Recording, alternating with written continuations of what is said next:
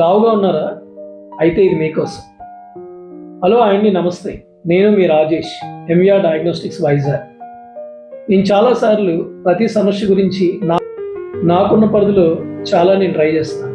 కానీ సరైన పద్ధతిలో మీకు ఎక్స్ప్లెయిన్ చేయడానికి ఈ రోజుకి ఒక డాక్టర్ని మీ దగ్గరికి ఇంట్రడ్యూస్ చేయడానికి ఈరోజు వచ్చాను. మీకు తెలుసా ఈరోజు మనతో ఎవరున్నారో? డాక్టర్ అశ్విని ఎన్, ఎండోక్రైనాలజిస్ట్, గాయత్రి హాస్పిటల్లో కన్సల్టెంట్ ఎండోక్రైనాలజిస్ట్గా పనిచేస్తూ ఎంఈపీలో ఎంఈ స్పెషాలిటీ క్లినిక్స్లో ఉన్నారు. ఈరోజు మేడంతో కలిసి అసలు ఒబేసిటీ కల కారణాలు ఏంటో తెలుసుకుందాం. హలో మేడం, నమస్తే. హాయ్ అండి, థ్యాంక్ యూ రాజేష్ గారు, నన్ను మీ టాక్కి ఇన్వైట్ చేసినందుకు.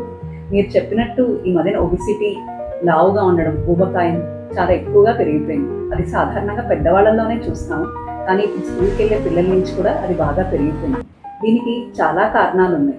ఫస్ట్ మన డైట్, మనం తినే food, especially fast foods, biryani, night time food, exercise లేకపోవడం, మొబైల్, టీవీ ఎక్కువసేపు చూస్తూ ఉండడం, జన్యుపరంగా కారణాలు, ఫ్యామిలీలో ఒబిసిటీ ఉంటే, ఊబకాయం ఉంటే వీటి కూడా వచ్చే సమస్యలు, తర్వాత హార్మోన్ అస్మోటాలిటీ, వీటి వల్ల కూడా ఒబిసిటీ రిస్క్ చాలా పెరిగిపోయింది. సో ఇప్పుడు మీరు చెప్పిన దాన్ని బట్టి చూస్తే మేడం, ఖచ్చితంగా లావుగా ఉండడం వల్ల చాలా సమస్యలు ఉంటాయి. అయితే జనరల్గా ఏముంటాయి మేడం సమస్యలు?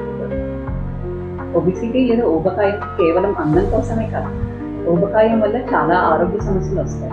ఒబిసిటీ డయాబెటీస్ రిస్క్ని, అంటే షుగర్ వ్యాధి రిస్క్ని పెంచుతుంది. హైపర్ టెన్షన్, అలాగే బీపీని, హార్ట్ ప్రాబ్లం రిస్క్ని, కొలెస్ట్రాల్ రిస్క్ని, ఫ్యాటీ లివర్, అంటే లివర్లో ఫ్యాటీ డిపాజిషన్ని, ఆడవాళ్లలో పీరియడ్స్ ఇర్రెగ్యులర్గా రావడం, అంటే పీసీఓఎస్ రిస్క్, ఇవన్నీ ఒబిసిటీతో రిలేటెడ్గా వచ్చే ఆరోగ్య సమస్యలు. అయితే లావుగా ఉన్న వాళ్ళకి మనం టెస్టులు చేయించాలా మేడం? దానికి ఏమైనా ట్రీట్మెంట్ అవసరం ఉంటుందంటారా?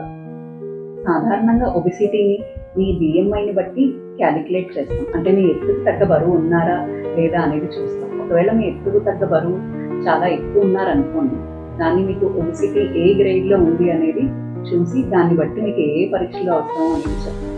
సో ఒబిసిటీకి కారణం వెతుకుతాము.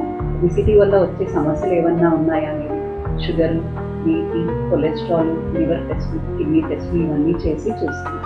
సో ఒబిసిటీకి ట్రీట్మెంట్ అవసరమా లేదా అనేది ఈ టెస్ట్ని బట్టి, మీ బరువు ఎంత ఎక్కువ ఉన్నారు, దానివల్ల మీకు ఏమైనా కాంప్లికేషన్స్ ఉన్నాయా అనే దాన్ని బట్టి. మేడం, అసలు ఒబేసిటీకి చాలా మంది డాక్టర్స్ చూస్తున్న ట్రీట్మెంట్, కానీ నేను యాజ్ ఎ ల్యాబ్ ఓనర్గా నాకున్న ఐడియా ప్రకారంగా చాలా మందికి ఎండోక్రైనాలజిస్ట్నే మనం ప్రిఫర్ చేస్తాం. అసలు ఎండోక్రైనాలజిస్ట్ ఎందుకు చూడాలి మేడం ఒబేసిటీకి?